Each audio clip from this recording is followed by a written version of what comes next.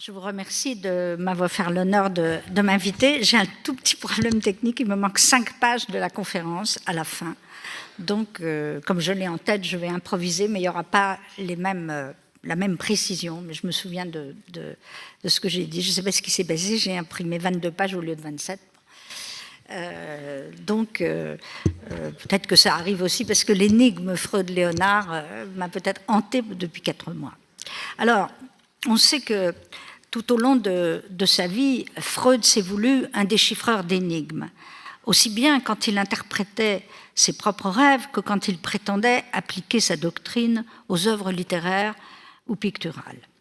À ses yeux, le sujet moderne n'était rien d'autre que le produit d'une évolution dont on trouvait les strates reconstituées dans le psychisme. Et il voulait en comprendre la signification au prix parfois de céder à une véritable fascination pour l'occultisme, les savoirs irrationnels ou la mythologie des meurtres et des complots.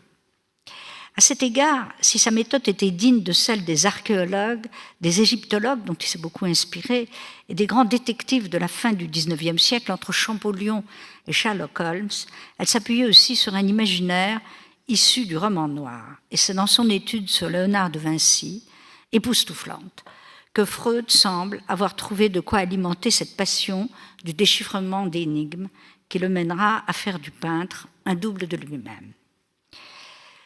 Lorsqu'il décide en 1909 de consacrer une étude à Léonard de Vinci, il a déjà une excellente connaissance de la peinture de la Renaissance. La Renaissance italienne, et ses sources, c'est notamment le livre de Jacob Burckhardt, qui est amplement annoté dans sa bibliothèque, qu'on peut consulter. En outre, passionné de voyage, il ne cesse chaque année de visiter l'Italie et de franchir les frontières entre le passé et le présent.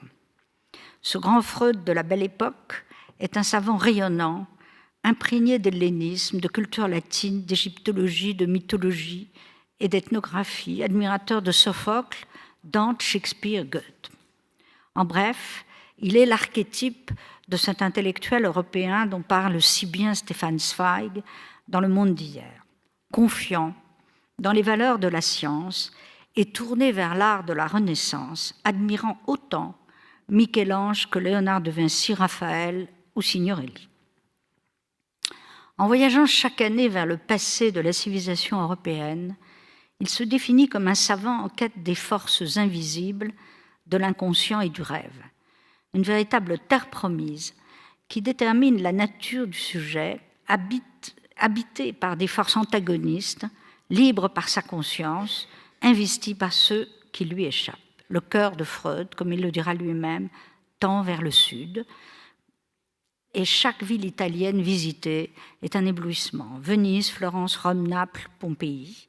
Tout cela lui rapporte un regain de désir. En 1904, accompagné de son frère Alexander, il s'est rendu au Parthénon, songeant alors à son père humilié par les antisémites et au chemin parcouru depuis son enfance, quand il avait songé déjà à conquérir un autre monde que le sien, celui de l'intellect. Et c'est à Paris qu'il avait eu l'occasion pour la première fois de s'extasier devant l'étoile du Vinci, la Joconde, la Vierge au rocher, la Vierge, l'enfant Jésus et Sainte Anne. En 1898, dans une brève lettre à son ami Wilhelm Fliess, médecin berlinois, hanté par une quête biologique de la bisexualité, Freud avait écrit « Léonard, à qui on ne connaît aucune aventure galante, fut peut-être le gaucher le plus célèbre. Peux-tu utiliser ça ?» Il adhérait alors aux hypothèses extravagantes de cet ami qui affirmait que les artistes étaient dotés d'une latéralisation à gauche plus forte et correspondant chez eux à une accentuation du caractère sexué opposé. Mais en 1909, cette question ne se pose plus pour Freud. Il revient alors d'un voyage triomphant sur la côte est des États-Unis. Il a conquis l'Amérique, en y exposant sa doctrine des commencements, où n'existe alors ni la métapsychologie, ni la pulsion de mort, ni le masochisme, ni même encore le fameux complexe d'Édipe. Le Freud de cette époque est enthousiaste, il croit en la valeur du traitement psychanalytique, fondé sur l'exploration de l'inconscient et l'élucidation des souvenirs d'enfance, convaincu que l'énigme de l'amour réside dans le désir sexuel. Chaque être humain aime d'abord sa mère, pense-t-il, et sa vie durant, il recherche toujours ce contact tout en voulant symboliquement tuer le père. La femme, au sens freudien, est d'abord un objet de désir dans lequel l'être humain retrouve l'amour qu'il a voué inconsciemment à sa mère dès sa naissance. Quant au père, dans la société occidentale du XIXe siècle, il a déjà perdu sa toute-puissance patriarcale. Freud le regarde comme un rival pour chaque fils. Telle est la théorie de la famille inventée par Freud au seuil du XXe siècle. Un fils rebelle, une mère aimante, un père défait. Inventeur de mythes, Freud se réclame alors de deux héros majeurs, Édipe et Hamlet. Le premier incarne la destinée de l'homme soumis aux lois de l'inconscient. Le second renvoie le sujet à sa conscience coupable. Héros grec, héros chrétien, tous deux issus de dynasties royales, comme on en trouve dans cet empire austro-hongrois à l'agonie qui voit naître la psychanalyse. Dans la peinture de la Renaissance italienne, les madones sont pour Freud les modèles d'une maternité sensuelle et leur omniprésence va de pair avec la disparition de la figure archaïque de Dieu le Père. Freud est alors déjà reconnu et célébré comme un déchiffreur d'énigmes. Il fascine tous les intellectuels et les savants de son époque. Il a publié L'interprétation du rêve, psychopathologie de la vie quotidienne et les 3 essais sur la théorie sexuelle. Il a fondé un mouvement qui ressemble à un banquet platonicien et qui va devenir international. Il est entouré de disciples, n'a pas encore éprouvé les affres des dissidences et des ruptures, et il rêve d'instaurer une république des élites susceptibles de s'approprier de nouveaux continents de la pensée. L'analogie est évidente avec le mouvement néo-platonicien florentin de la fin du Quattrocento, qui se déploie en Toscane autour de Marsile Ficin, visant à concilier l'Antiquité et le christianisme.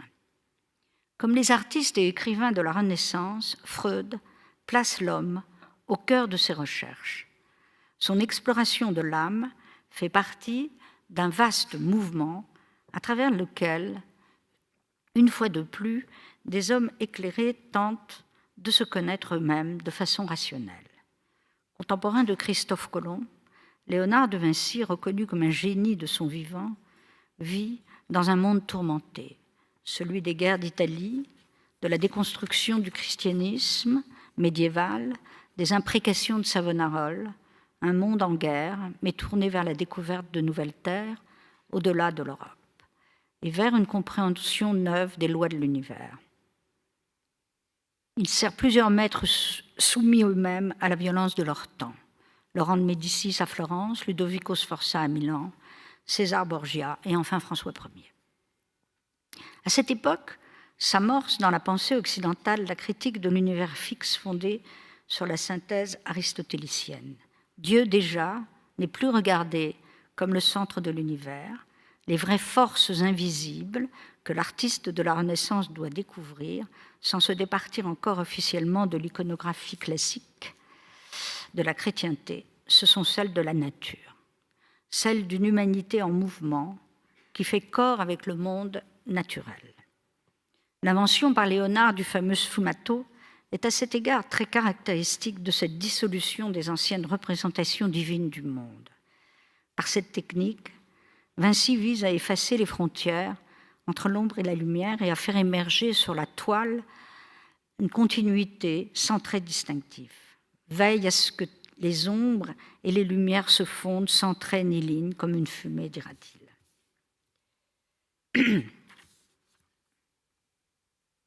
Au début du XXe siècle, les travaux sur Léonard de Vinci sont en pleine expansion et les historiens de l'art s'interrogent sur ce génie de la Renaissance qui a donné lieu à de nombreuses légendes et qui d'ailleurs cultivait le secret en se passionnant pour les énigmes de l'univers. Le XXe siècle hérite ainsi, écrit Carlo Vecchi, d'un héros romantique que D'Annunzio accueille comme un sublime exemple d'intelligence prométhéenne, tandis que Freud s'apprête à disséquer les profondeurs d'un subconscient demeuré assoupi pendant des siècles. Et c'est dans ce contexte que Freud entend appliquer sa doctrine à l'élucidation des œuvres littéraires et picturales et à l'analyse des sociétés sauvages. Dans une lettre à Jung, du 17 octobre 1909, il parle de lui-même comme d'un conquérant désireux d'investir de nouvelles terres. Il nous faut des hommes, des travailleurs pour des campagnes plus vastes. Nous devons investir le domaine de la biographie. Obsédé par l'énigme du caractère de Léonard, il a dévoré le livre de Dimitri Merezhkovski, le roman de Léonard de Vinci, publié en 1900 et sous-titré « La résurrection des dieux ». Oublié aujourd'hui, cet auteur russe avait remporté un succès considérable en présentant Léonard comme un personnage impie, sublime par son humanité, mais antéchrist par ses goûts pour les monstres ou sa passion pour la dissection des corps. Un être étrange, hanté par la dialectique de la beauté et de la laideur, infantile dans sa démesure et son identification aux oiseaux, sorte de prophète métaphysico-religieux sorti tout droit d'un roman de Dostoïevski. Non pas ce frère italien de Faust dont parlait Michelet, mais bien un gourou végétarien partagé entre paganisme et christianisme, Janus à double face, nécromancien, astrologue, portant de tout temps une immense barbe et présenté comme le précurseur de l'ère industrielle. Certes, Merezhkovski n'ignorait pas que Vinci combattait les fausses sciences, avait horreur des magiciens dont il se moquait. Il savait que ses prophéties tournaient en dérision les annonceurs d'Apocalypse. Il n'empêche qu'il continuait à propager la version légendaire d'un sage à longue barbe, tout en sachant que le jeune Léonard était un homme d'une beauté superbe, imberbe, gracieux, soucieux de son apparence, d'une évidente féminité, et portant une chevelure bouclée qui ressemblait à celle de ces jeunes garçons androgynes qu'il dessinait et qui l'entouraient dans son atelier. Il est vrai que cette image de vieillard émanait de son autoportrait tardif et de la manière dont Raphaël le présentait en 1509 dans son école d'Athènes, sous les traits d'un Platon à longue barbe, drapé de rose et levant l'index, signe reconnaissable de l'univers léonardien. Si le romantisme avait fait de Vinci un héros partagé entre la grâce et l'horreur, le XXe siècle songeait plutôt à le présenter comme un génie indépassable. D'où les travaux qui émergent à cette époque. La biographie d'Edmondo Solmi, l'essai de Nino Smiraglia Scognamiglio sur la jeunesse du peintre, un autre de Marie Herzfeld sur sa pensée, sans compter les multiples essais les plus fantaisistes aux plus sérieux. Ce sont les sources de Freud. Merezhkovski invente plusieurs épisodes, notamment une conversation avec Machiavel sur les vertus comparées de l'art et de la science politique, et il transcrit un prétendu journal rédigé par l'un des élèves de Léonard. Comme dans la quasi-totalité des ouvrages de cette époque, l'homosexualité de Léonard est dissimulée. Même si l'auteur note, dans une conversation imaginaire rapportée à François Ier à propos de la Joconde, que l'artiste aurait été, je cite, un adepte de l'amour socratique.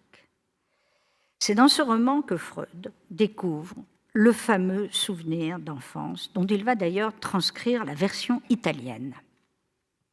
Il semble que ce soit, je lis le souvenir tel qu'il est raconté par Léonard, il semble que ce soit mon destin d'écrire ainsi sur le Milan, car parmi mes plus lointaines impressions d'enfance, il me souvient que du temps où j'étais au berceau, un Milan vint m'ouvrir la bouche de sa queue et à plusieurs reprises me frappa de cette queue sur les lèvres.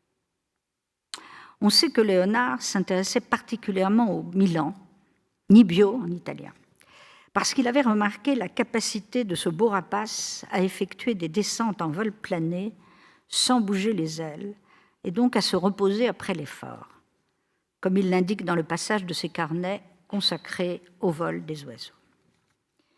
Il s'agit là d'un souvenir en forme d'énigme, semblable à cette écriture inversée ou spéculaire qui caractérise les commentaires rédigés par Léonard à côté de ses dessins.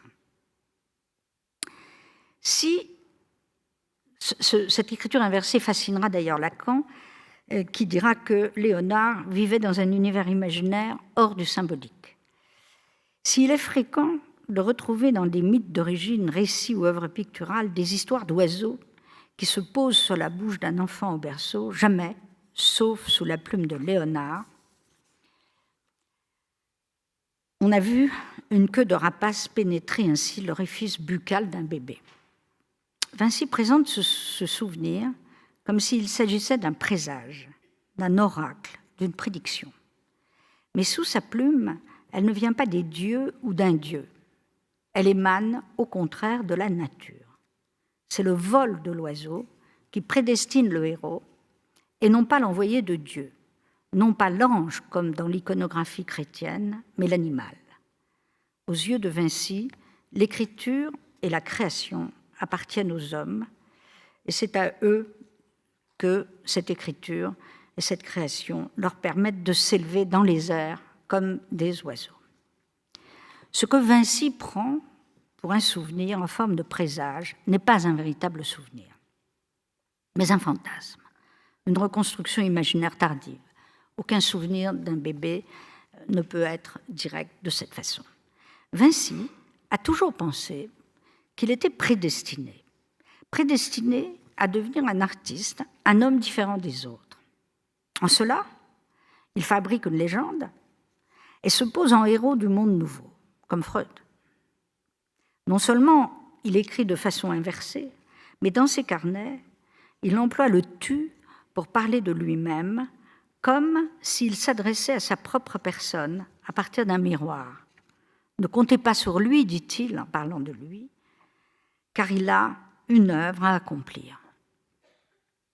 Freud donne le récit de ce souvenir comme s'il s'agissait pour lui de raconter un cas clinique.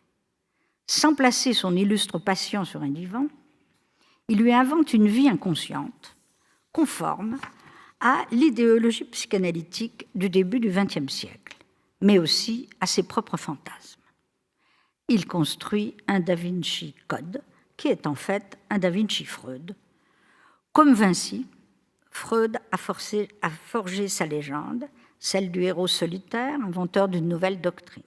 Comme lui, il se pense prédestiné, et comme lui, il refuse les systèmes métaphysiques.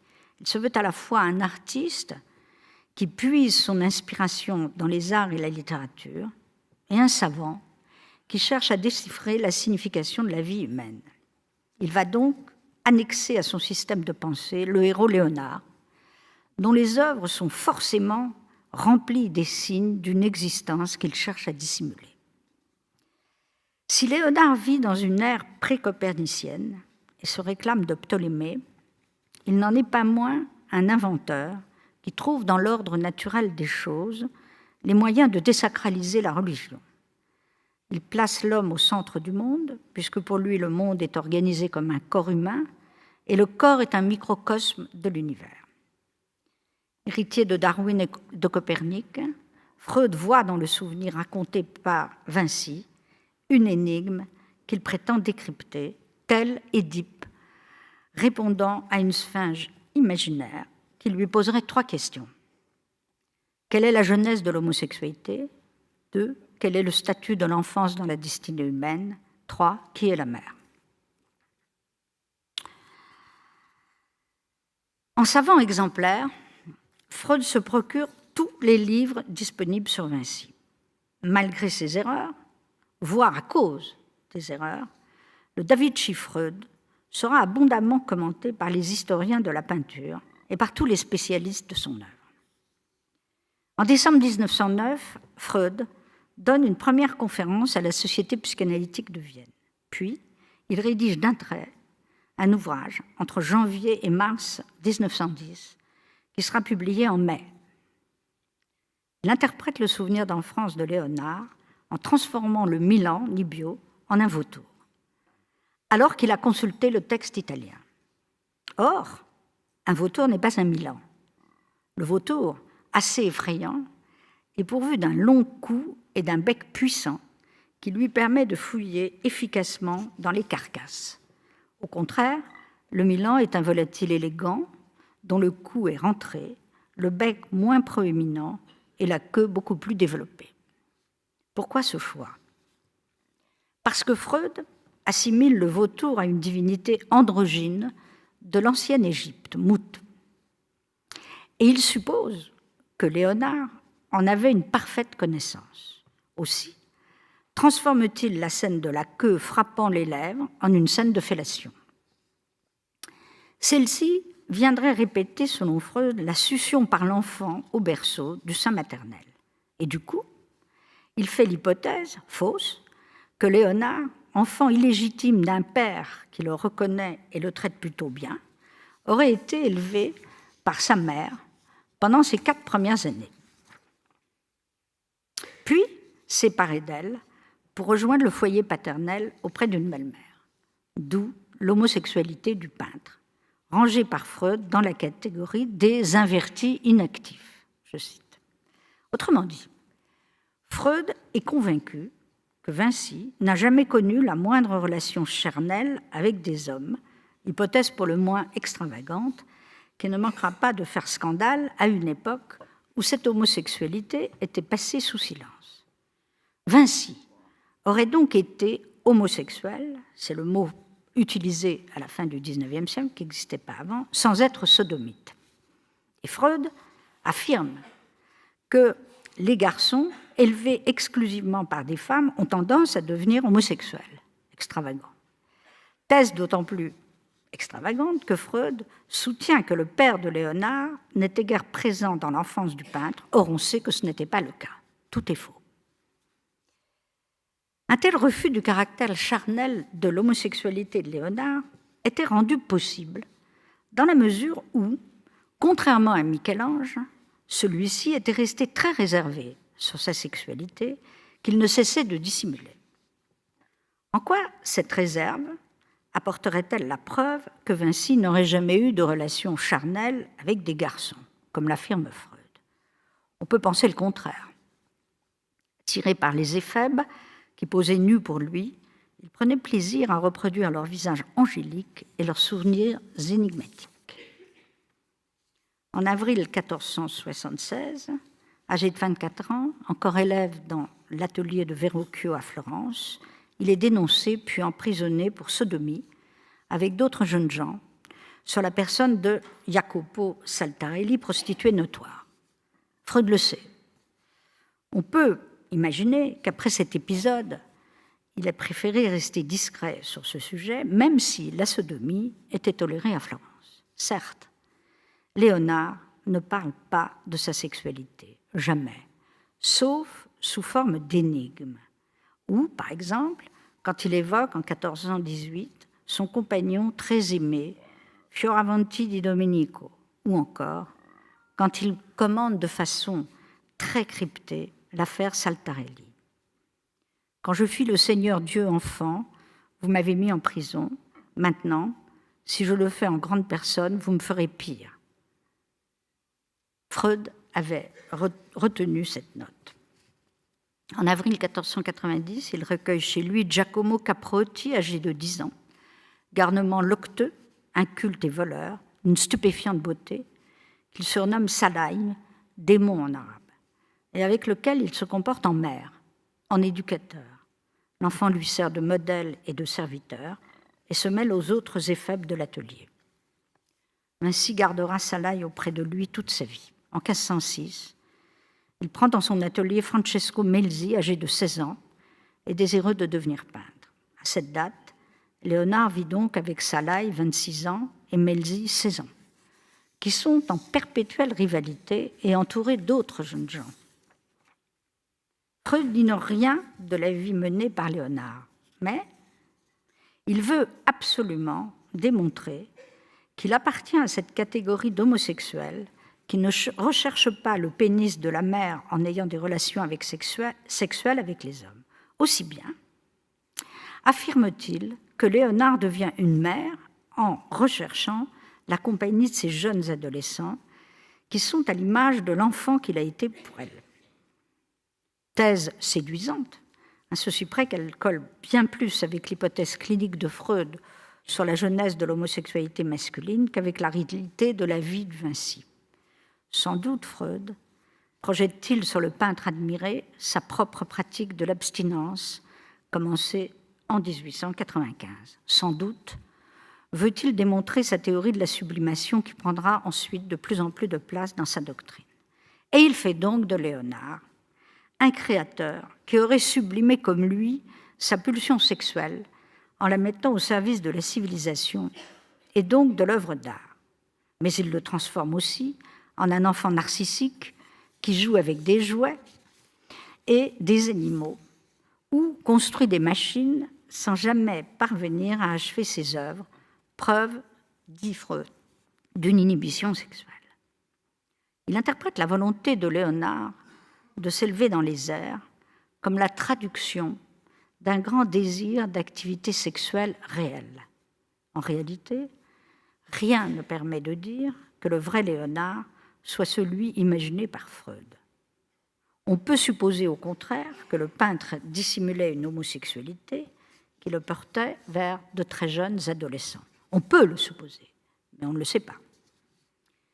Pour étayer sa démonstration, Freud commande donc le fameux dessin de Léonard, alors là, voilà, sur la copulation.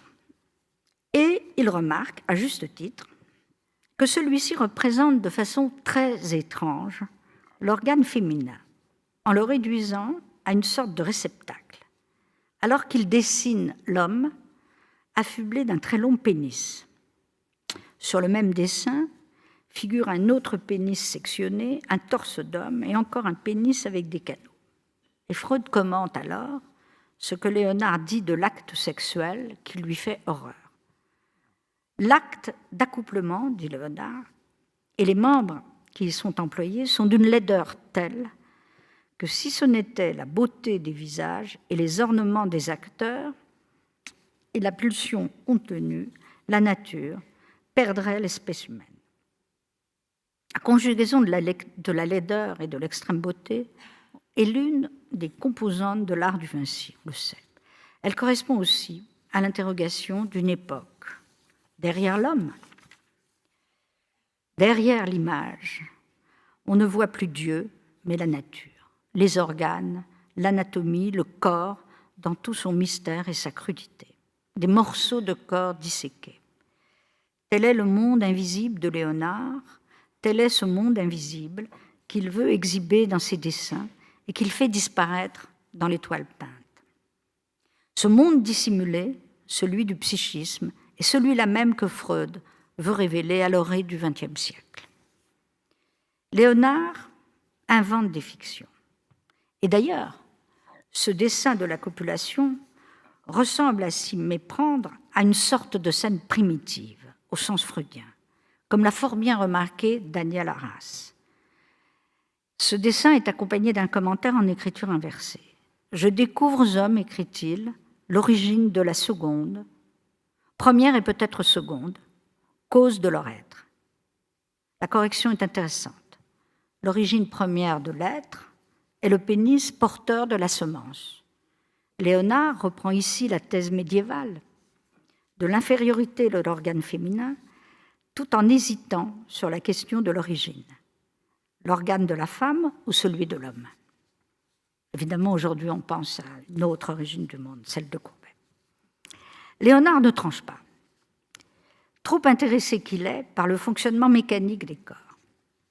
Remarquons aussi qu'il a tendance à représenter bizarrement l'organe féminin, orifice ouvert, sans clitoris, sorte de caverne inquiétante. C'est dans d'autres dessins. Il dessine souvent des pénis en érection et disserte volontiers sur les muscles de l'anus, qu'il représente comme une fleur dilatée. Beaucoup de descriptions sur l'anus. Dans une réflexion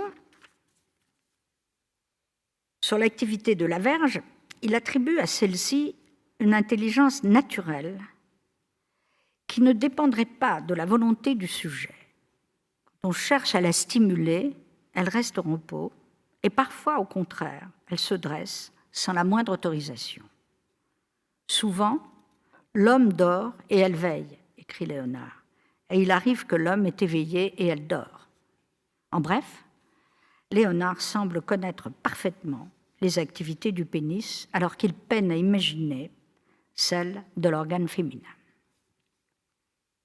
L'androgynie des personnages léonardiens et cette abolition de la différence des sexes peuvent être interprétées, au même titre que le sfumato, comme la volonté de marquer une absence de frontières entre madone, ange, satyre, personnage féminin ou masculin, profane ou sacré.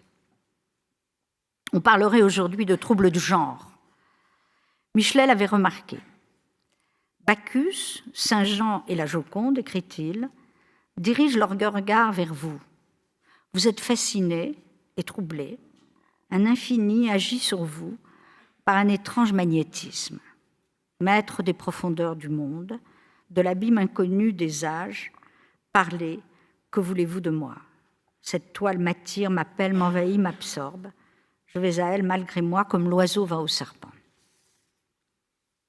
Cet effacement se retrouve aussi dans le sourire énigmatique des femmes et des hommes, dans l'ange réincarné ou ange de l'Annonciation, portrait de Salaï, exhibant un pénis en érection et un torse affublé d'un sein minuscule. Chez le Baptiste, frère jumeau du Bacchus, chez Léda, accompagné de son cygne, dans la Joconde bien entendu, et dans le fameux tableau de l'Anna Meterza, la Vierge à l'enfant, avec Sainte Anne.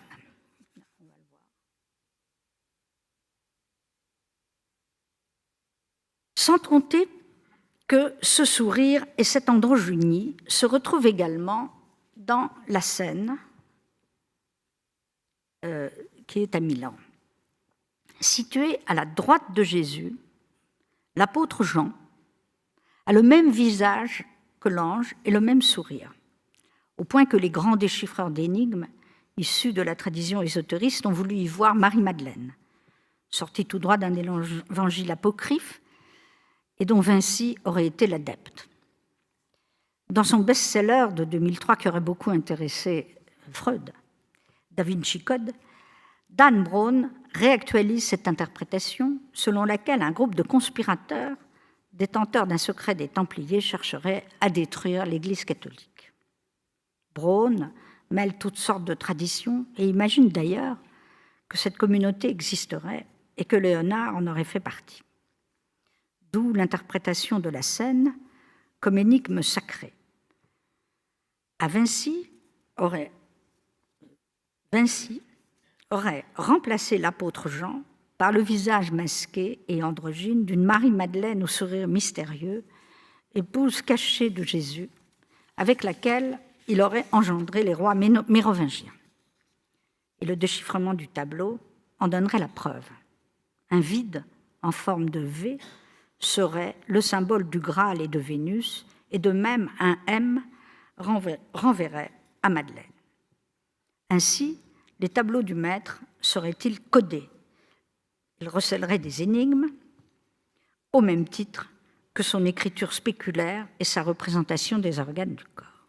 Jamais aucune œuvre n'a suscité autant de délire interprétatif que celle de Léonard de Vinci. Très éloigné de cette tradition, Freud se livre néanmoins, lui aussi, à un déchiffrement d'énigmes d'un autre genre, n'hésitant pas à faire de la psychanalyse, et avec quel risque, une méthode de révélation des signifiants cachés. Il se trompe en imaginant que Léonard fut le seul peintre de son époque à choisir ce thème de la Madone en tierce. Là, on va le montrer. Voilà.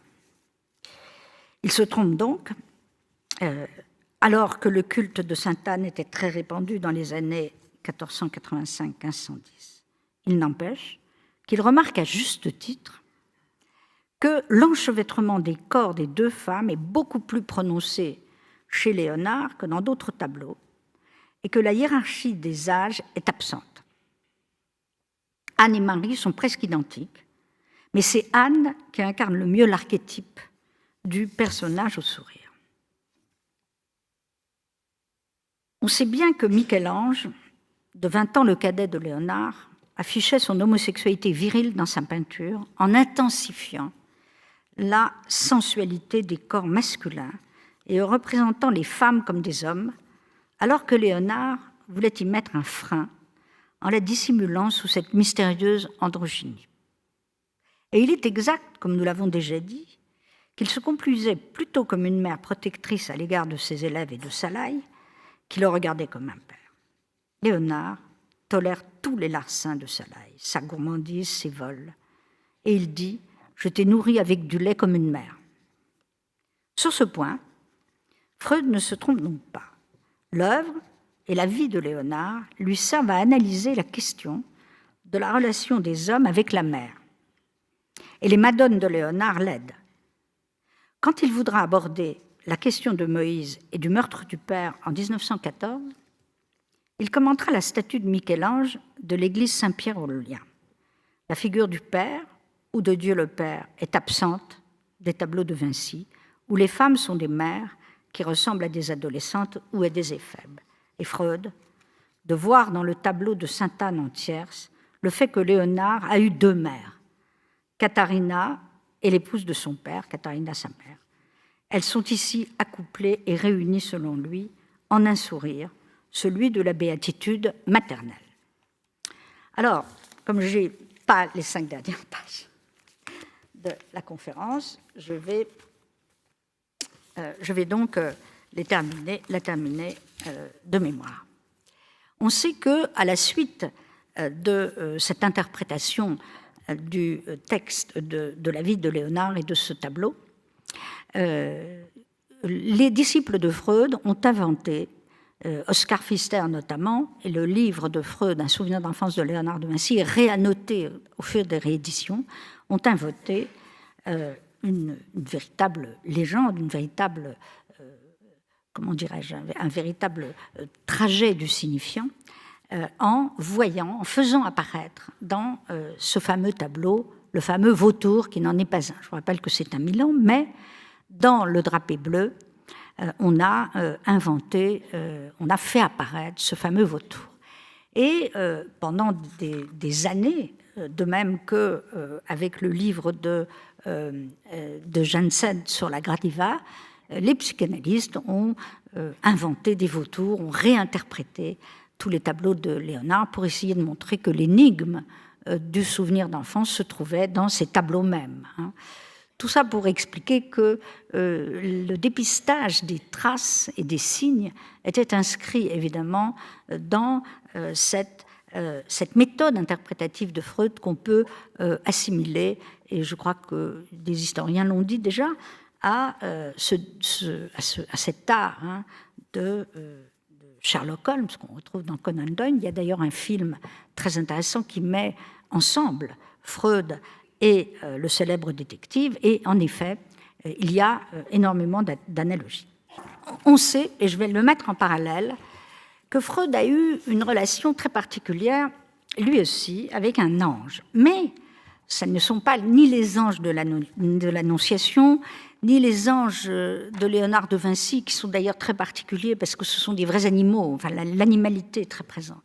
Mais un autre ange, c'est le fameux combat de l'ange et de Jacob, qui sert de trame à toute l'œuvre de Freud. Il en avait parlé déjà dans une lettre à Léonard de Vinci, et il s'identifie lui-même, non pas à Jacob et non pas à l'ange, mais aux deux. Et il raconte qu'il évoque en permanence cette scène. Comme vous savez que le combat dure toute la nuit, personne ne gagne, et Jacob sort boiteux du combat. L'ange, c'est évidemment Elohim, c'est Dieu, c'est l'apparition nocturne, en tout cas, de cet autre monde.